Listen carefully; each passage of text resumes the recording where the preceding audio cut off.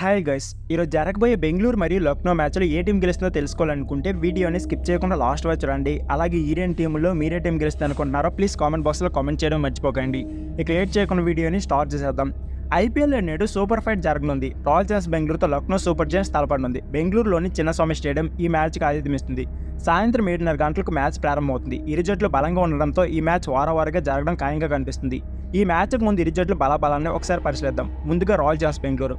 ప్రస్తుతం IPL season Royal Challengers Bengaluru జట్టుకు కష్టాలు తప్పడం లేదు. ఇప్పటివరకు ఆడిన 3 మ్యాచ్లు 1 మ్యాచ్ మాత్రమే గెలిచింది.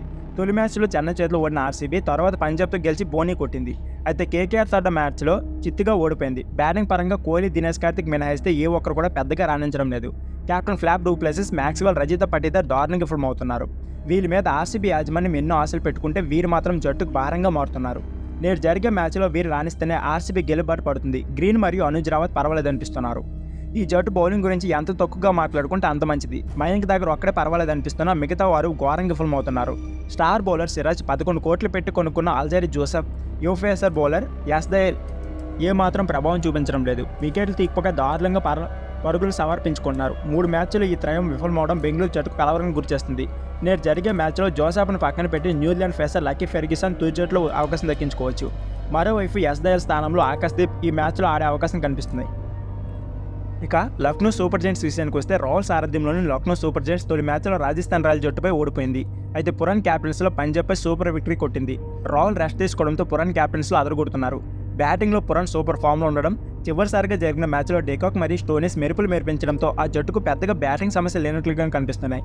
పడిక్కల్ మరియు ఆయుష్ బదుని బ్యాటింగ్ చూపిస్తే లక్నోకు తిరుగుండదు.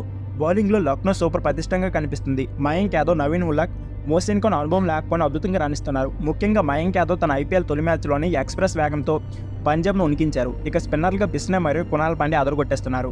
వీరిద్దరూ ఒక మ్యాచ్లో రాణిస్తే మరొక మ్యాచ్లో విఫలమవడం మైనస్గా మారింది. అందరూ ఈ మ్యాచ్లో నిలకడగా రాణిస్తే లక్నో గెలవడం పెద్ద కష్టంగా కాకపోవచ్చు.